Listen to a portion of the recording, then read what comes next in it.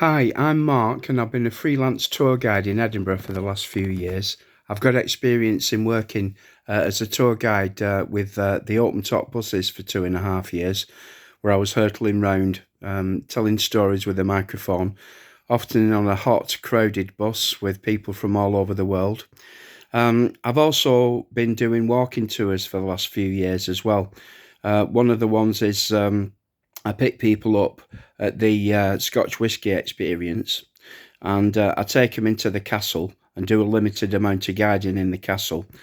And then I take them out down the Royal Mile after I've left them in the castle for an hour and 15 minutes so they can explore it more. As you probably know, external guides are only allowed in certain parts of the castle. And then I take them down the Royal Mile, giving a lively tour to the people and dropping them off at Holyrood. I can go in Holyrood if I want to, but there is an audio tour there, which is included. So if I want, I can drop them off there, or I can go in with them, although the audio tour does cover an awful lot of things. One of my favourite stories about Edinburgh is Deacon Brodie, and I always point out to people the pub on the Royal Mile, which is named after Deacon Brodie, and the sign where it shows him as a burglar by night, but a nice locksmith and cabinet maker by day. He's obviously got his workshop over the road as well, Deacon Brodie's cafe, and I tell them all about what's inside so they can drop off for a coffee afterwards. And then, of course, the story of Deacon Brodie is really good as well.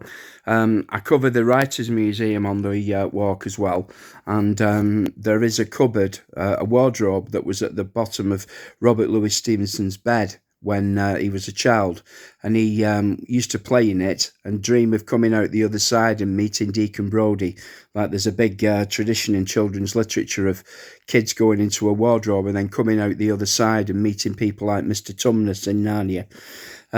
Brodie had been dead for 60 years by the time Stevenson was playing in the cupboard. And I tell them all about the fact that that cupboard was made in Deacon Brodie's workshop where he made expensive cabinets. And he used to go back to people's houses, having made a putty impression of the locks, and make new keys and go in and rob them. And the fact that this is character of William Deacon Brodie was the basis for A Strange Case of Dr. Jekyll and Mr. Hyde, the first novel in the world which discusses somebody who's naughty by day and naughty by night and nice by day.